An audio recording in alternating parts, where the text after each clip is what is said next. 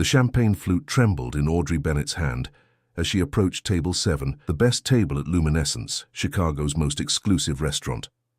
3 men in tailored suits sat engaged in conversation, their faces animated in the amber glow of crystal chandeliers. The 4th chair remained occupied only by a navy blazer and a smartphone that wouldn't stop buzzing. The boy, no older than 12, sat slumped against his father's arm, his face flushed despite the restaurant's perfect climate control. "Would you gentlemen care for another round?" Audrey asked, her practiced smile masking the concern blooming in her chest. Richard Westbrook, CEO of Westbrook Pharmaceuticals and a regular at Luminescence, barely glanced up. "Yes. And bring my son another lemonade. He's not feeling well today, but this meeting couldn't wait." The dismissive wave of his hand sent Audrey retreating toward the bar, but her eyes lingered on the boy. Something wasn't right. In her 3 years working at Luminescence while struggling through nursing school, Audrey had developed an eye for detail. The way the boy's breathing seemed shallow, how his fingers kept touching his throat, the unusual flush across his cheeks that didn't match typical embarrassment or fever. These details nagged at her as she placed the drink order. "That Westbrook kid looks terrible," remarked Justin, the bartender. "Guess even Billionaire's kids get the flu." "It's not the flu," Audrey murmured, watching as the boy shifted uncomfortably in his seat. 2 days earlier, during her pediatrics rotation, Professor Dawson had delivered a lecture on recognizing the subtle signs of anaphylaxis in children, how they often presented differently than adults. "Sometimes the most critical symptoms aren't dramatic. They're quiet, easily dismissed," the professor had said. "And that's when children die." The memory sent a chill down Audrey's spine as she carried the fresh drinks on her silver tray. The boy now had a barely perceptible rash spreading up his neck, and his breathing had become more labored. As she set the lemonade before him, she noticed him pushing away a barely touched plate of the chef's special, pan-seared scallops with a hazelnut crust. "Is everything all right with your meal?" she asked the boy directly, ignoring protocol that dictated she address the adults first. "My throat feels funny," the boy whispered, "and my tongue is big." Richard Westbrook frowned at the interruption. "Tyler's fine. He has allergies, but Dr. Morrison here checked him before we came. He's cleared him to try new foods as part of his desensitization therapy." He nodded toward one of his companions, a silver-haired man who offered a clinical smile. "Of course, Mr. Westbrook. I apologize for the intrusion." Audrey stepped back, her mind racing. She glanced at Dr. Morrison, who was more interested in his wine than his patient. The third man, introduced earlier as Westbrook's legal counsel, continued discussing contract terms as if nothing were amiss. At the next table, Audrey overheard fragments of the men's conversation. Clinical trials, breakthrough treatments, a merger announcement planned for tomorrow. Millions of dollars hung in the balance of this dinner meeting. No wonder Westbrook had brought his son along rather than cancelling. Tyler's hand now trembled as he reached for his lemonade, and a barely audible wheeze escaped his lips. The sound crystallized Audrey's suspicions into certainty.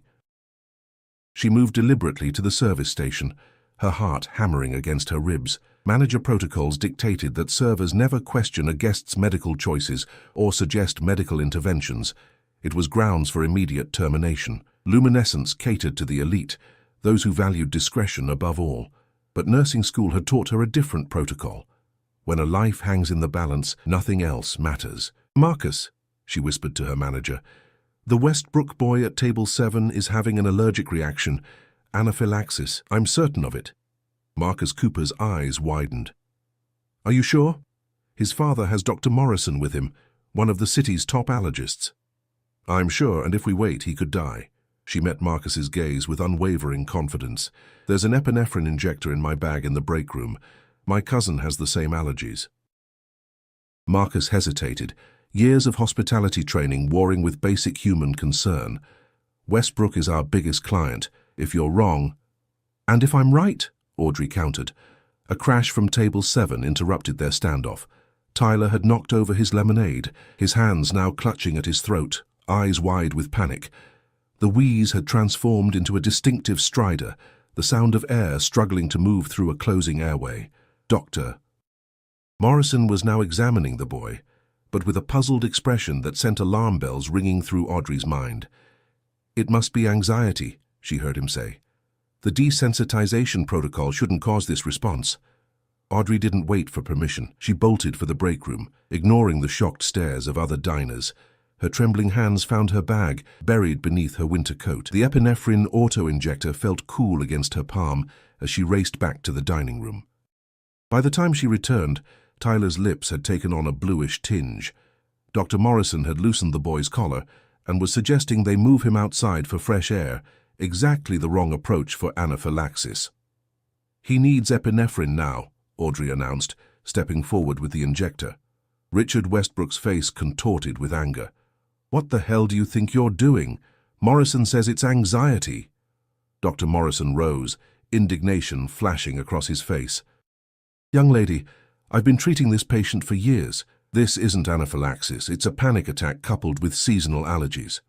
Audrey stood her ground.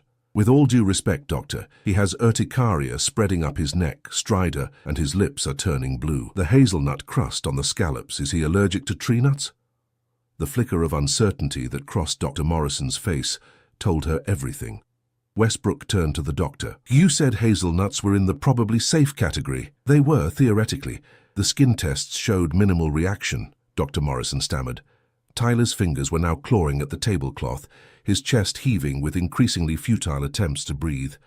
"We don't have time for debates," Audrey said, her voice steady despite her racing heart. "I'm a nursing student, and this is anaphylaxis.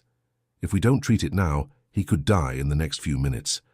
The restaurant had gone silent, dozens of Chicago's elite watching the drama unfold. Richard Westbrook, a man accustomed to commanding rooms and making split-second billion-dollar decisions, looked from his gasping son to the determined waitress with the injector. "Do it," he finally said. With practiced movements that belied her nervousness, Audrey knelt beside Tyler. "This will hurt for a second, but then you'll feel better," she told him, pulling his pant leg aside to expose his outer thigh.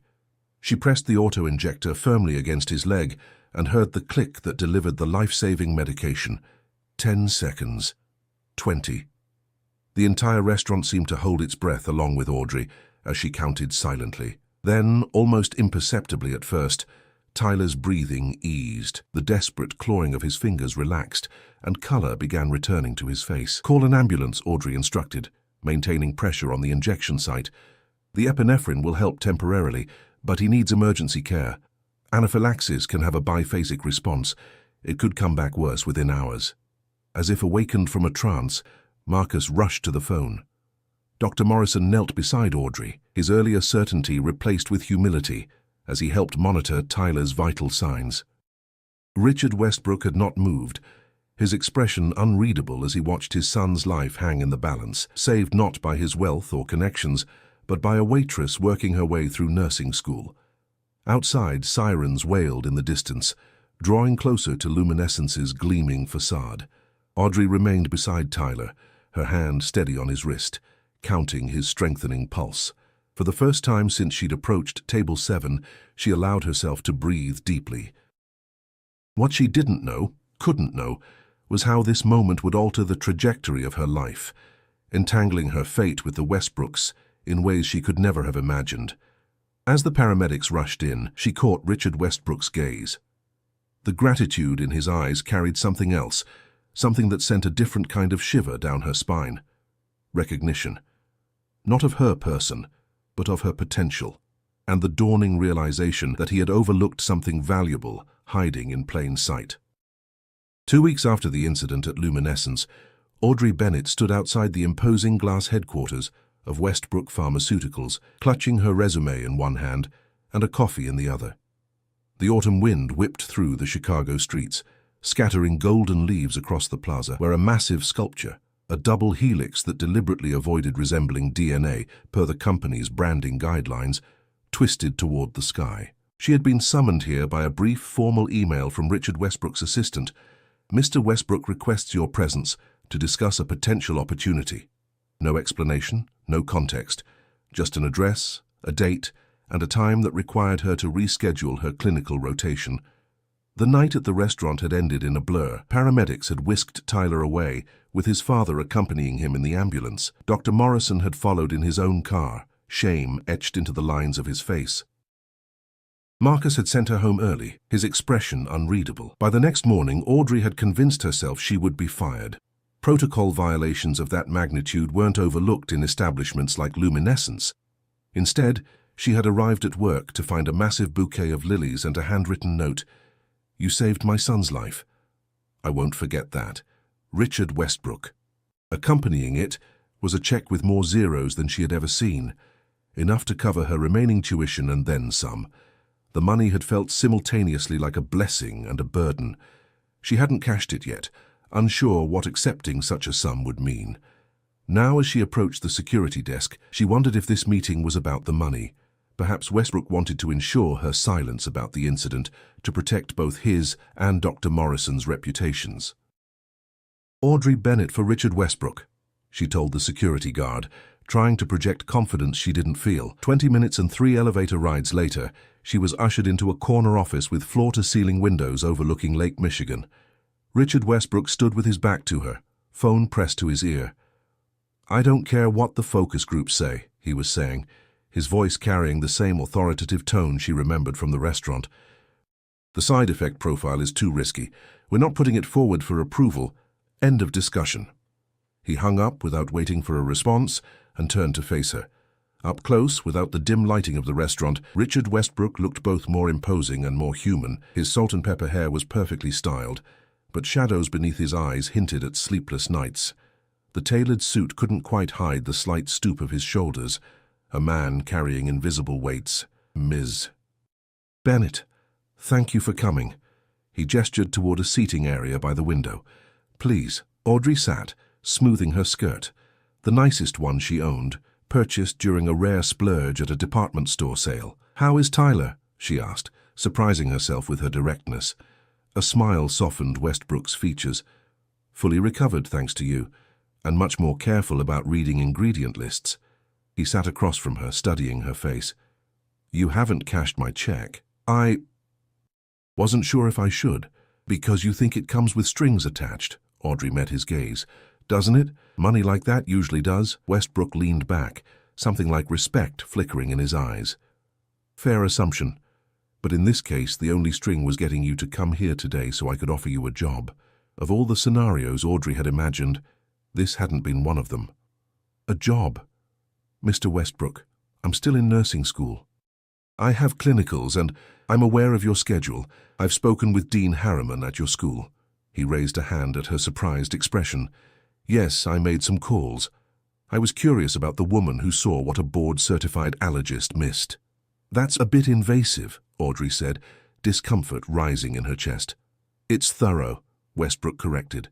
"And what I learned was impressive. Top of your class despite working full-time. Clinical instructors who rave about your observational skills, and a personal history that explains your interest in anaphylaxis." Audrey stiffened.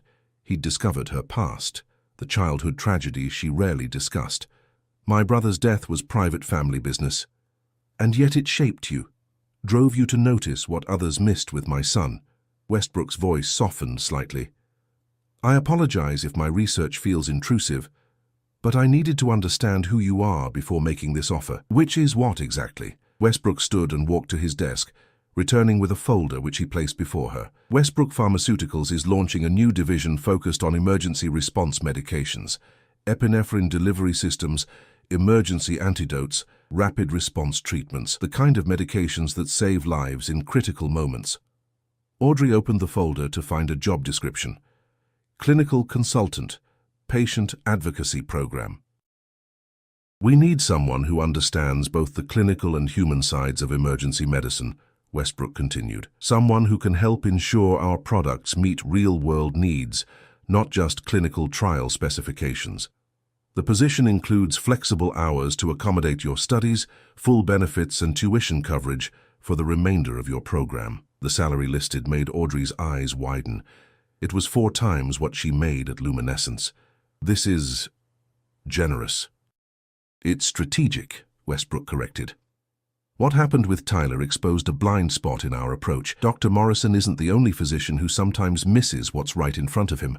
Too many doctors are isolated from the realities of how their patients actually experience symptoms." Audrey closed the folder. "Mr. Westbrook, I appreciate the offer, but I can't help feeling this is more about your gratitude than my qualifications. I'm still a student." "You're selling yourself short, Ms. Bennett. This isn't charity or gratitude. It's recognition of talent. You have something that can't be taught, the ability to see what others miss, especially under pressure. That's rare and valuable.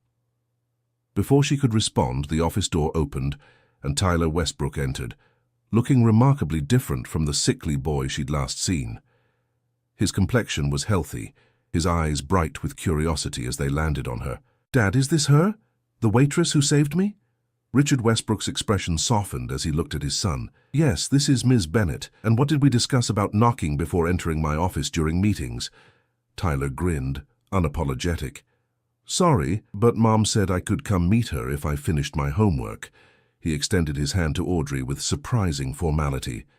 "Thank you for saving my life, Ms. Bennett." The sincerity in the boy's voice caught Audrey off guard. She shook his hand, noticing the medical alert bracelet now encircling his wrist. "You're welcome, Tyler. How are you feeling?"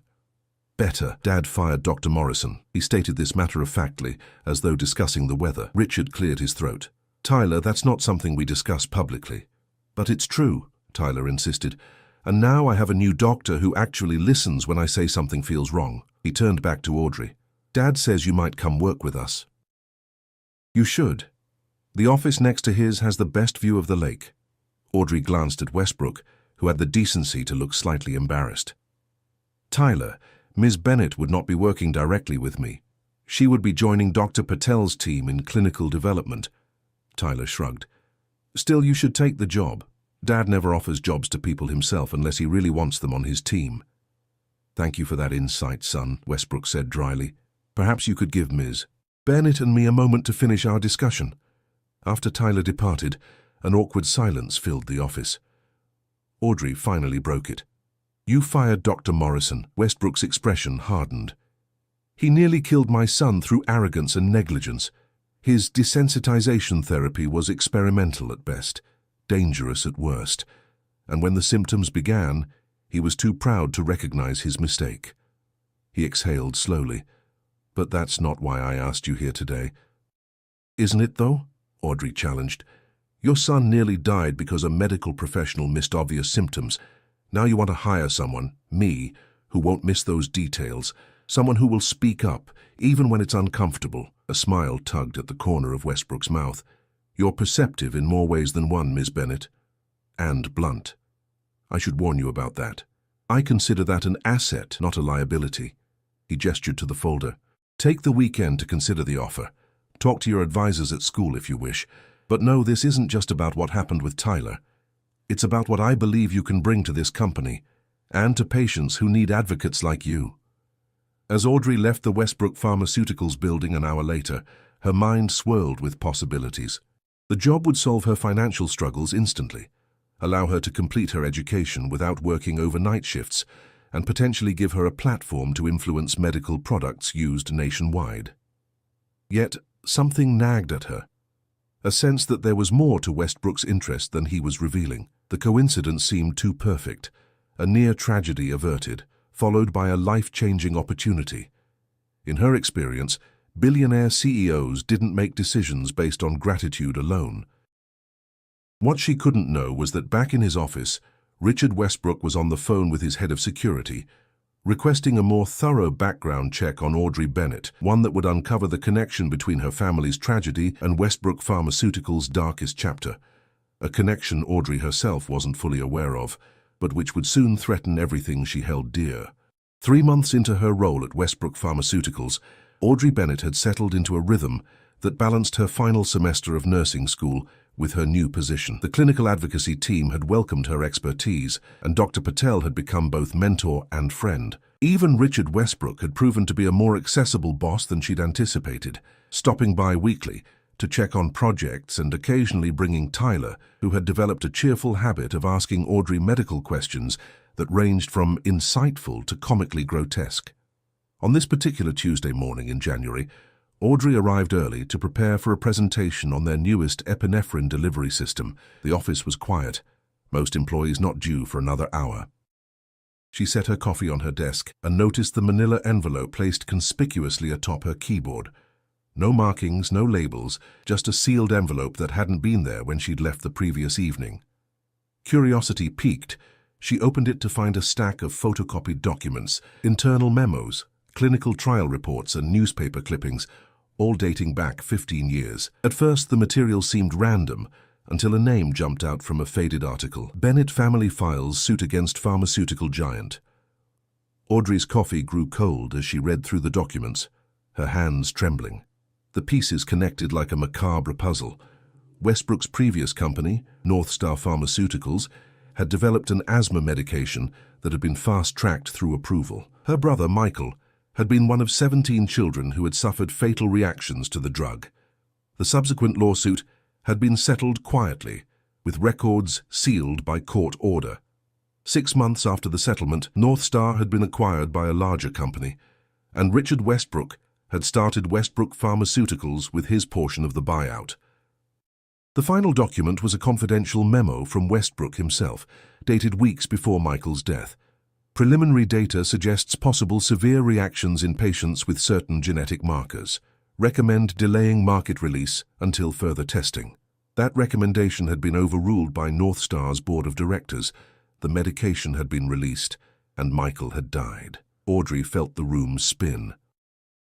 Her brother's death, the tragedy that had shaped her entire life's path, was connected to the man who now signed her paychecks, the man whose son she had saved. "Ms. Bennett, are you all right?" She looked up to find Richard Westbrook standing in her doorway, concern etched on his face. When his eyes fell to the documents spread across her desk, his expression shifted to something unreadable. "Where did you get those?" he asked quietly, closing her office door behind him. Audrey stood, anger rising in her chest. "They were on my desk this morning. Did you know when you hired me? Did you know who I was?" Westbrook's silence was answer enough. "My brother died because your company rushed a drug to market. A drug you knew wasn't safe." Her voice shook with 15 years of accumulated grief. "Was this job some sort of, what? Guilt offering? Penance?" "It's more complicated than that," Westbrook said, his usual confidence subdued. "Yes, I knew who you were when you saved Tyler. I recognized your name immediately, and didn't think to mention it. By the way, Audrey, my previous company's negligence killed your brother, but here's a job to make up for it." Westbrook flinched at her words. "I wanted to tell you, many times, but I feared you wouldn't take the position if you knew." "You're right about that," Audrey snapped, gathering the documents into the envelope. "Consider this my resignation. Please wait." Westbrook moved to block her exit. "There's more you don't know about what happened after Michael and the others. What could possibly matter now? The memo you're holding, my recommendation to delay, was the reason I was forced out of North Star. I fought the board on releasing that medication. I lost, and 17 families paid the ultimate price." Westbrook's composed facade cracked, revealing genuine anguish. "When I started this company, I made a vow that patient safety would never be compromised for profit. Never again." Audrey's grip tightened on the envelope. "Noble. But it doesn't bring my brother back. No, nothing can." He hesitated, then continued. "But what if you could help prevent other families from experiencing the same loss? The emergency response division you've been working with, it was created specifically to address the failures that led to those 17 deaths. Including Michael's," she said, the anger in her voice now tinged with bitter understanding. "Yes." A knock at the door interrupted their standoff. Dr. Patel entered, looking concerned. "Audrey, I was hoping to review the slides before—" She stopped, sensing the tension. "Is everything all right?" Westbrook straightened, his CEO demeanor sliding back into place. "Just discussing some historical documentation Ms. Bennett uncovered. We'll continue this later." He nodded curtly and left. "Doctor." Patel watched him go, then turned to Audrey. "What was that about?" Audrey hesitated, then handed her the envelope. "Apparently, my new boss has a connection to my family I wasn't aware of." As Dr. Patel skimmed the documents, her expression grew troubled. "Oh, Audrey, I had no idea." She looked up. "What will you do?" "Leave. Look for another job. I can't work for the company connected to Michael's death." But Westbrook wasn't responsible. From these documents, it seems he tried to prevent it. "It doesn't matter. Every time I see him, I'll think of Michael." Dr. Patel sighed. "Before you decide, there's something you should know. The emergency auto-injector you've been helping design, Westbrook fast-tracked it personally, against the board's objections about profit margins. He insisted it needed to be affordable for every school, every restaurant, every public space. She paused. Now I understand why. The revelation hung between them as Audrey struggled to reconcile her anger with this new information. Before she could respond, her phone buzzed with a text from Paula, Tyler's nanny. "Tyler, having bad reaction. In lobby. Need help now." Audrey bolted for the elevator, Dr. Patel close behind. In the lobby, they found Tyler slumped in a chair, Paula frantically rummaging through a backpack. His face was flushed, hives spreading visibly up his neck. "He insisted on a muffin from the cafe across the street," Paula explained, panic in her voice. "I checked with the server. They said no nuts, but his injector, I can't find it." Audrey knelt before Tyler, who was struggling to breathe. "Tyler, look at me. Where's your backup injector? The one you keep in your pocket?" "Left home," he wheezed. "Switched jackets." Dr. Patel was already on her phone. "I'm calling an ambulance." "No time," Audrey said, her nursing training kicking in. "The R&D lab, we have the prototypes." "Those haven't been approved," Dr. Patel objected. "Neither was watching my brother die," Audrey retorted, already lifting Tyler. "Get Richard now!" Together they carried Tyler to the elevator, his breathing growing more labored with each floor. In the lab, Audrey went straight to the secure cabinet where the prototype injectors were stored. Her access card wouldn't work. "Damn it!" Dr. Patel swiped her higher-level badge and the cabinet unlocked. Inside, rows of the new auto-injectors gleamed under the fluorescent lights. Audrey grabbed one, checking the dosage markings. "These are calibrated for adults," Dr. Patel warned. "Tyler needs a pediatric dose." Audrey's mind raced, calculating Tyler's weight against the adult dosing. Too much epinephrine could cause cardiac problems. Too little would be ineffective against the closing airway. In that moment, she understood exactly what Richard Westbrook had faced 15 years ago. A critical decision with life-hanging consequences. "I'll adjust the injection time," she decided, manipulating the prototype's innovative timing mechanism, a feature she had personally advocated for during development meetings. "Instead of a full 3-second deployment, I'll manually stop at 1.5 seconds. Tyler's lips were turning blue as Audrey pressed the injector against his thigh. "This will hurt, buddy, but it'll help you breathe." The click of the injector releasing its medication seemed impossibly loud in the quiet lab. Audrey counted, her hand steady, despite the adrenaline coursing through her veins. At precisely 1.5 seconds, she pulled the device away, praying her calculations were correct. For 5 agonizing seconds, nothing happened. Then Tyler gasped, a deep, shuddering breath that seemed to fill the entire room with relief. Color slowly returned to his face as the medication took effect. The lab doors burst open, and Richard Westbrook rushed in, panic evident in his usually composed features. He fell to his knees beside his son, gathering him into his arms with a vulnerability Audrey had never witnessed from him. "The prototype worked," Dr. Patel told him, her voice hushed with both relief and professional excitement. Audrey modified the dosing on the fly. Richard looked up at Audrey, gratitude and something deeper, a shared understanding of loss averted in his eyes. "Thank you." Again. In that moment, with Tyler breathing steadily between them, Audrey felt the weight of her anger shift, not disappear, never that, but transform into something more complex. The documents in her office revealed a history she couldn't change. But here, now, was a future she could help shape, one that might prevent other families from experiencing what hers had. What she didn't yet know was that the mysterious envelope hadn't appeared by accident, and that the person who had placed it there was watching their every move, waiting for the perfect moment to reveal the final, devastating truth about the connection between the Bennetts and the Westbrooks, a truth that would force Audrey to make the most difficult choice of her life. The emergency with Tyler had postponed Audrey's resignation, but not her suspicions. After ensuring he was stable and transferred to the hospital for observation, she returned to her office, the manila envelope of documents still sitting on her desk, like a ticking bomb. She hadn't told Tyler's father about her intention to leave. Somehow, after saving his son a second time, walking away felt more complicated than before. As she gathered her belongings, a new email notification pinged on her computer. The sender was anonymous, the subject line chilling, "The real reason Westbrook hired you." Against her better judgment, Audrey opened it. Inside was a single line of text. Parking garage, level B2, 7 p.m., and an attached photo. The image showed a young Richard Westbrook, with his arm around a laughing woman who looked startlingly familiar, though Audrey couldn't immediately place her.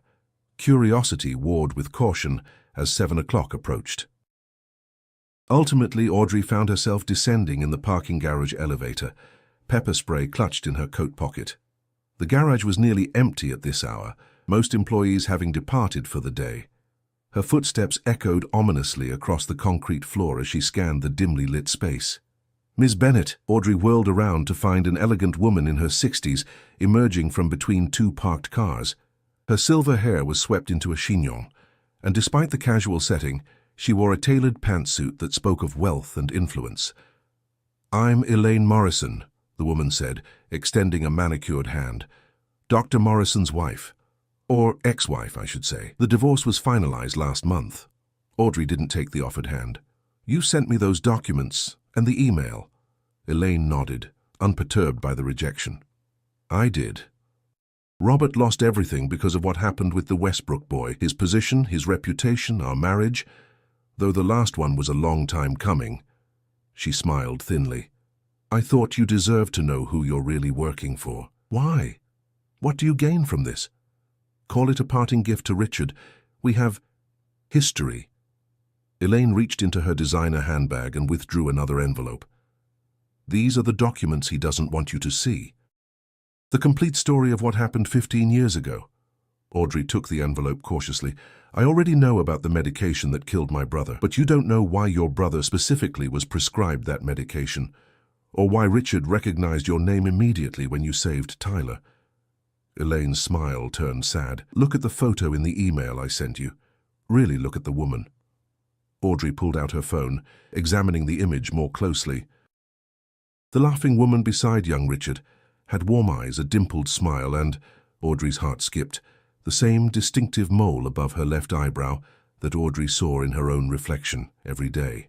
"That's my mother," she whispered, disbelief coloring her voice. "How—" "Margaret Bennett was the lead researcher on the asthma drug development team," Elaine explained, "and she was involved with Richard, quite deeply, before she met your father. When she raised concerns about the medication's safety, particularly for children with certain genetic markers, she was silenced by the board, just like Richard." The garage seemed to spin around Audrey as pieces clicked into place. "My mother never told me she worked at North Star, because by the time the tragedy occurred, she had already left the company and the relationship. She married your father, had you and your brother, and built a new life."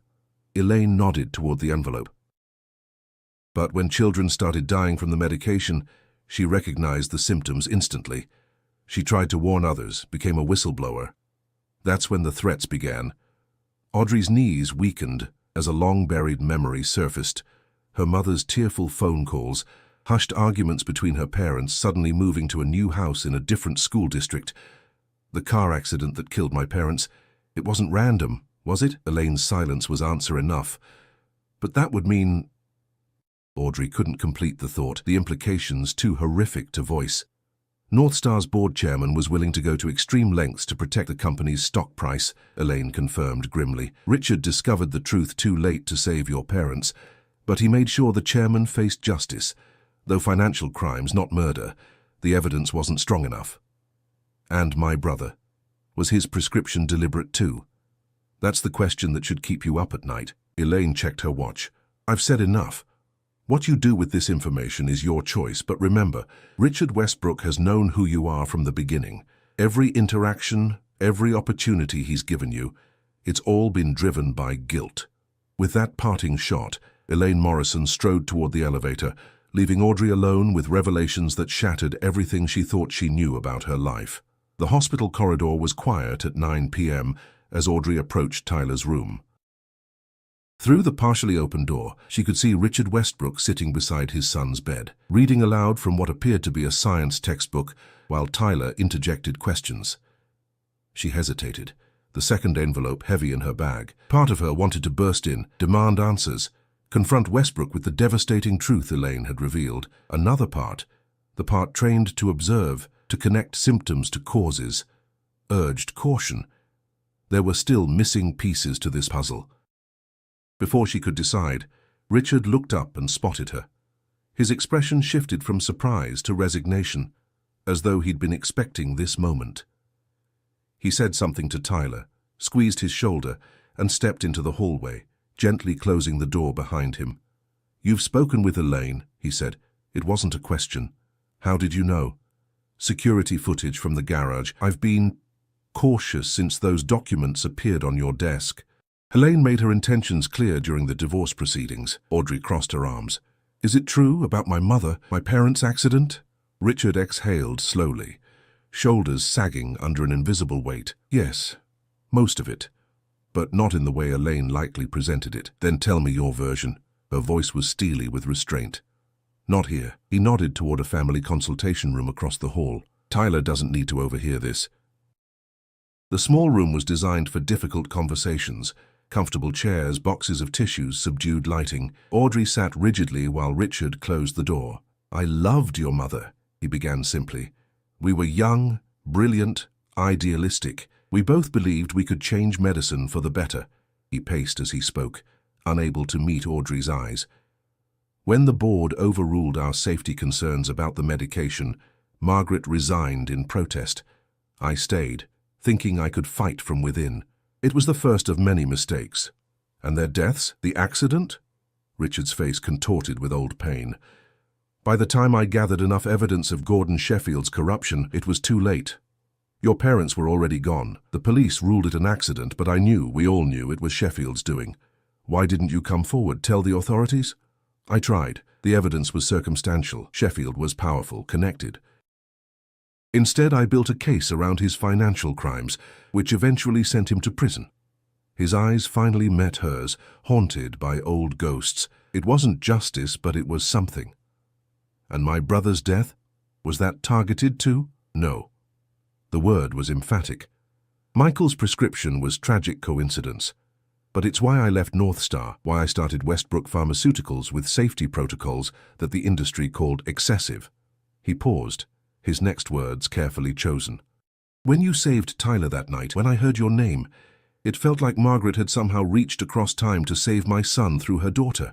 The sincerity in his voice made Audrey's carefully constructed anger waver. "Why not tell me this from the beginning? How could I? Hello, I'm Richard Westbrook. I loved your mother, failed to protect your family, and now I want to offer you a job." Bitterness edged his voice. "I convinced myself you were better off not knowing. That the position was justified by your talent alone, which it was. But the truth is, I couldn't pass up the chance to have Margaret's daughter helping fulfill the mission we once shared." Silence fell between them, heavy with decades of interconnected tragedy and loss. Outside the consultation room, hospital life continued.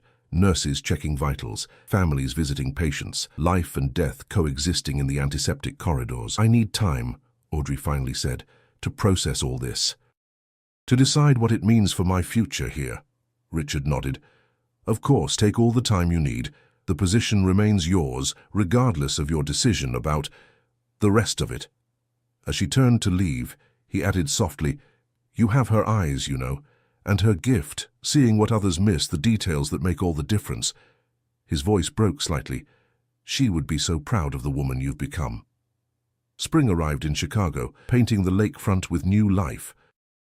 4 months had passed since the revelations in the hospital consultation room, months in which Audrey had taken a leave of absence to sort through her complicated feelings about the past and her place at Westbrook Pharmaceuticals. She had visited her parents' and brothers' graves, had spoken with her mother's old colleagues, had read through journals and letters that painted a picture of the brilliant researcher and loving mother she barely remembered. The grief remained, but it had transformed, from the sharp edges of betrayal to the softer contours of understanding. Today, she stood in Richard Westbrook's office once again, the prototype epinephrine injector that had saved Tyler's life, now sleek and refined in her hands. The FDA had fast-tracked approval after clinical trials showed its innovative design reduced administration errors by 78%. "Production begins next month," she told Richard, who was reviewing the final marketing materials. "We're prioritizing distribution to schools and restaurants first, just as you wanted." He looked up from the papers, studying her with cautious optimism. "And you're sure about the pricing structure?" The board wasn't thrilled about the sliding scale. The board will adapt. As you said once, patient safety over profit margins. She placed the injector on his desk. Besides, early orders have exceeded projections by 30%. Turns out doing the right thing can also be good business. Richard smiled, a genuine expression rarely seen in the corporate environment. Your mother used to say something similar. Where once that comparison would have stung, now Audrey felt a quiet pride. The months of soul-searching had led her not just back to Westbrook Pharmaceuticals, but to a new position, director of the newly created Margaret Bennett Memorial Patient Advocacy Division. Tyler's school presentation went well? She asked, changing the subject. Incredibly well.